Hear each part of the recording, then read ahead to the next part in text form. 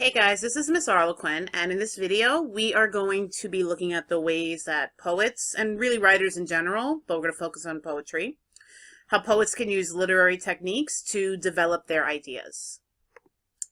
Alright, so what we're really talking about today is we're talking about any kind of literary device, a literary element. Sometimes people refer to them as the techniques, the author's techniques or the writer's techniques. How authors can use these devices basically to create their text and to convey meaning, to develop their stories or develop their poems. So we know literary devices are, again, the tools and techniques of language that an author can use to convey meaning. There are many, many, many techniques. On the screen, you're just seeing a couple of them. We could add on to this. Even some of the ones you see on the screen are very general. So for example, figurative language. We could really break that category down into the specific types of figurative language, and each of those would be a separate technique.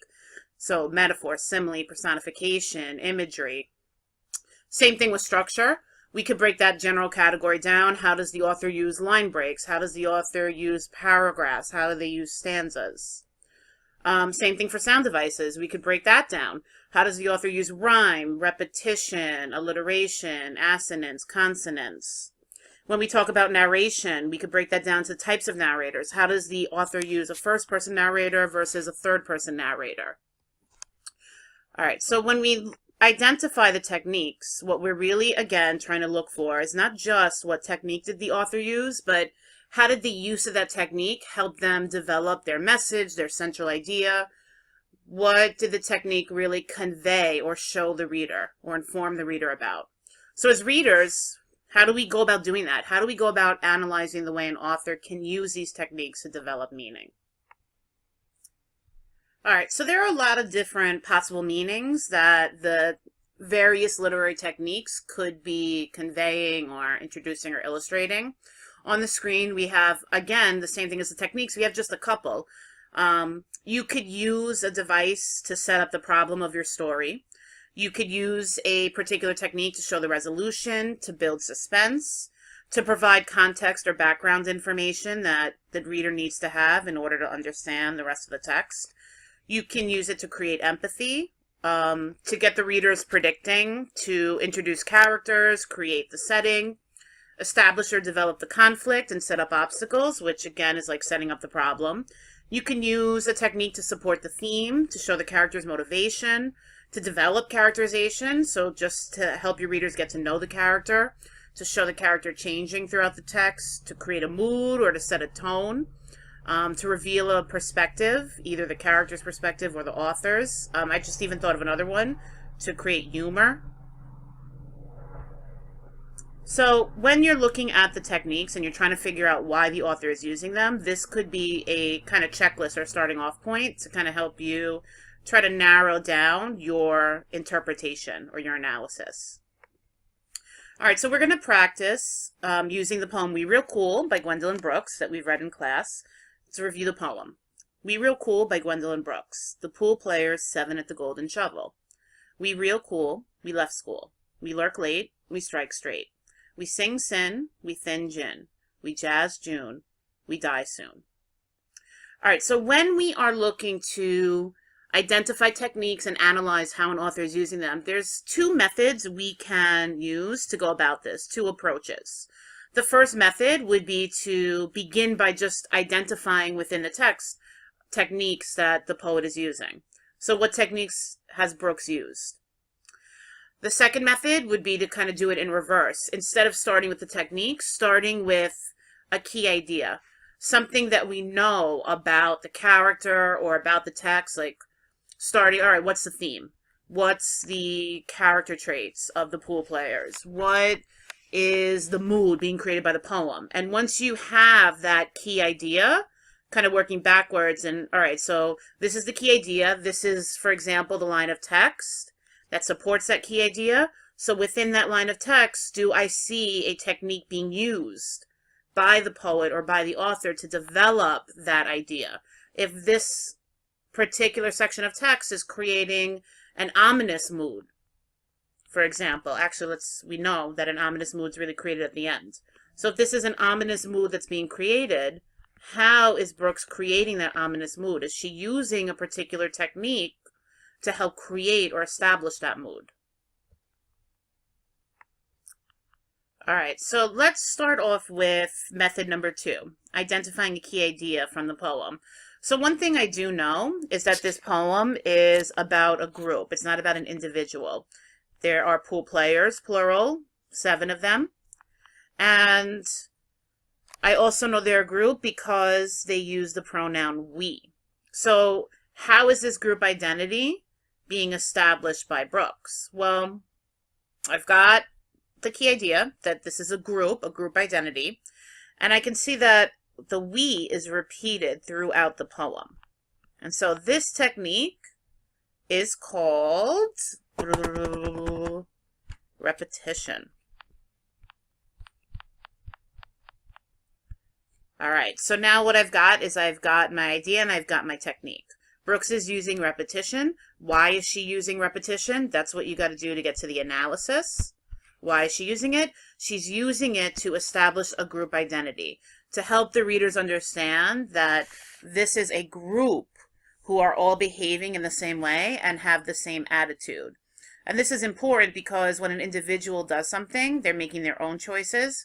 But we know from real life that sometimes groups make their choices based on the feelings and the peer pressure that comes along with that other group. The feelings of the whole group influences them.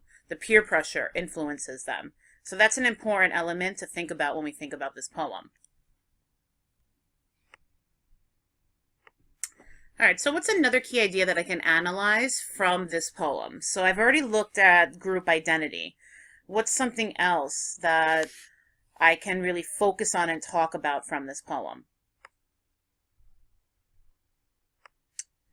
Well, I already said that the pool players are being described as a group, a we. So let me talk a little more about the pool players. What is it that I know about them?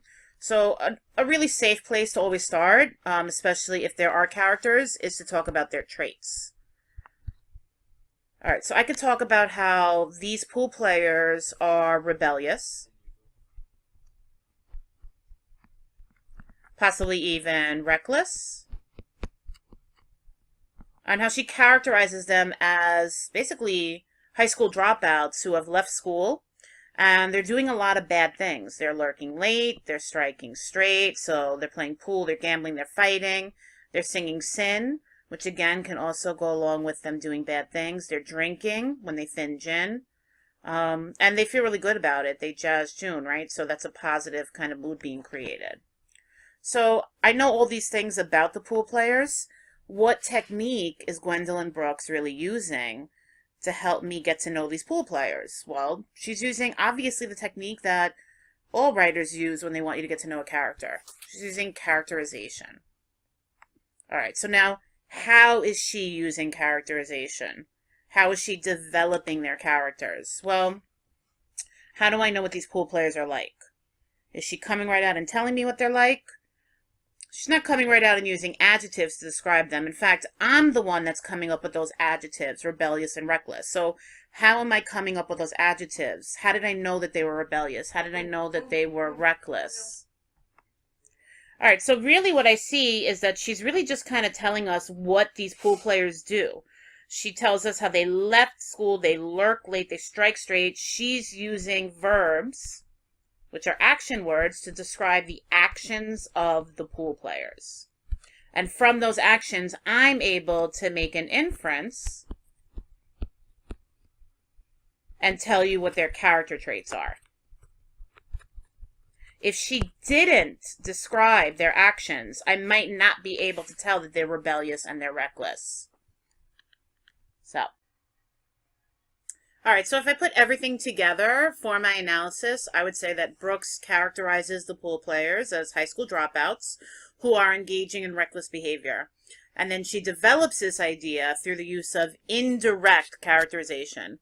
I'm going to say it's indirect characterization because she's not directly telling us that they are reckless. She's basically describing their actions, and then I'm making an inference. If you make an inference about the character based on what is being described, then it's indirect characterization. So she uses indirect characterization. She lists the character's actions of lurking, thinning gin, and striking straight, and these actions are dangerous and reckless.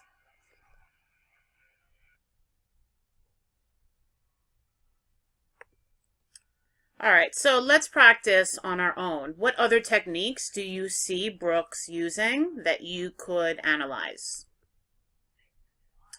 All right, so hopefully you realize, we talked about this, that she's using different sound devices.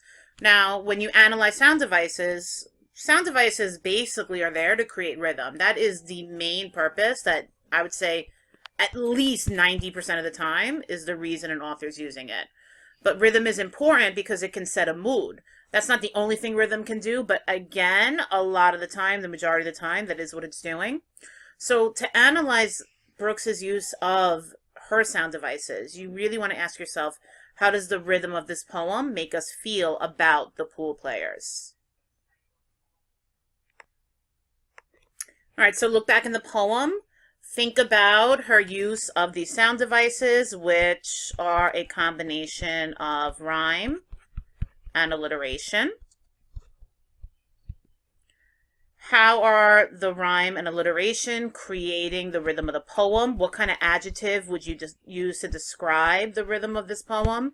And then based on the rhythm of the poem, how does it make you feel about the pool players?